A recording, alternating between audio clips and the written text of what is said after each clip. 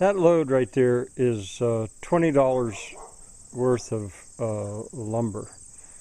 The pieces on top, that's called dunnage. Looks like there's 8 of them, maybe 9. They cost me about 33 cents a piece. They're not treated. There's no nails in any of this.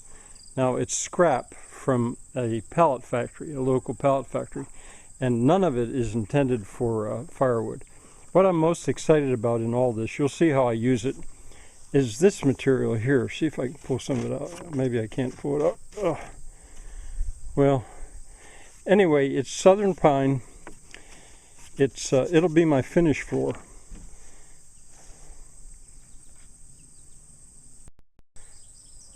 That's the dunnage that I got. I unloaded that. This material I intend to use as the subfloor. It's pretty rough. I won't use it all for that.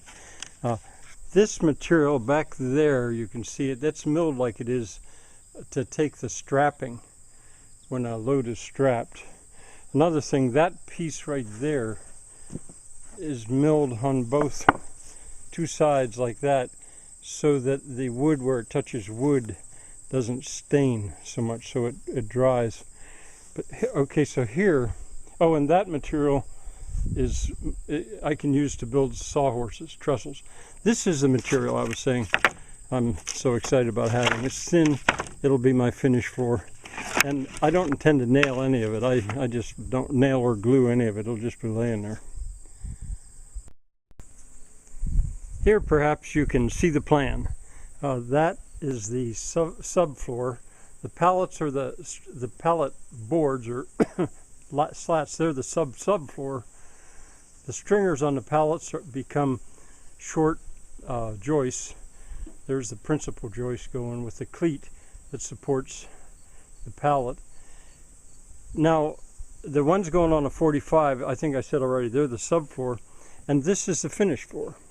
And I've just laid them there. Now, I did have to cut some. I cut as little as possible.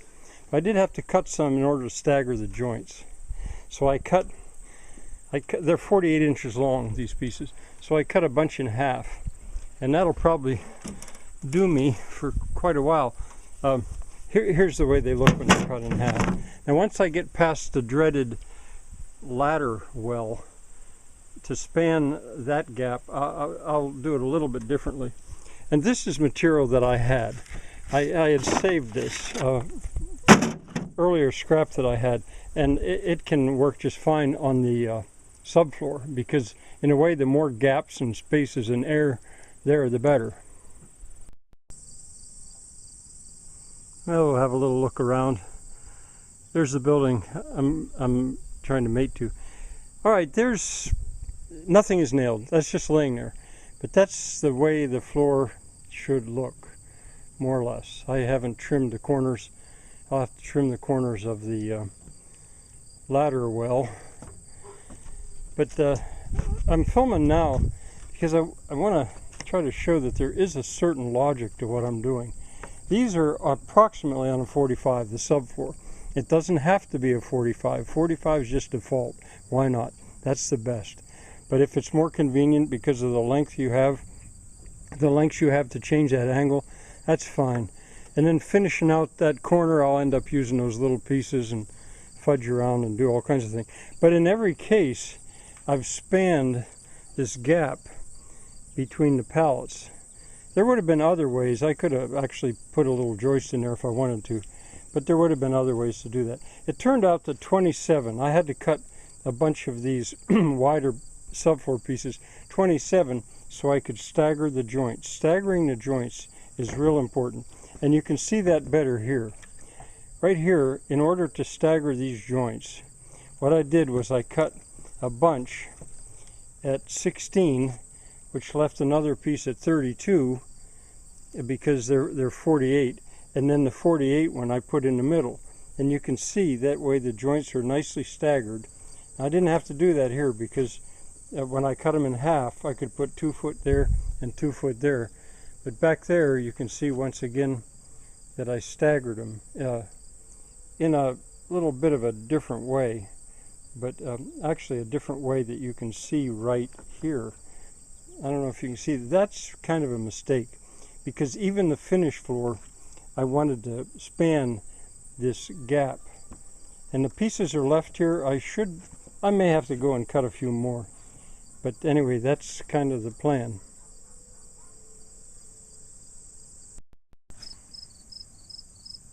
I'm not sure how bad that sunlight's gonna do on this camera, but anyway, there we've got the floor, nothing nailed, it's just laying there, and you can see certainly the dread ladder well. Notice how the joints are all broken, staggered, and the truck. I'm standing on the truck, and I would say I've used maybe a third of the material that was on this truck for that. And there's a subfloor and a finished floor, and so the subfloor truckload cost $20.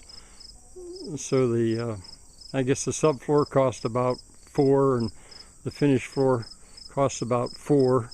It would have gone a lot faster if I'd had somebody in the ground sawing for me, but it's all repetitive. So, but I don't think I'm going to go back up there again until I lay boards across that well, because I joke about it being dread, but that if you forget for a minute, well, then that's too late. All right, we'll see how it goes tomorrow.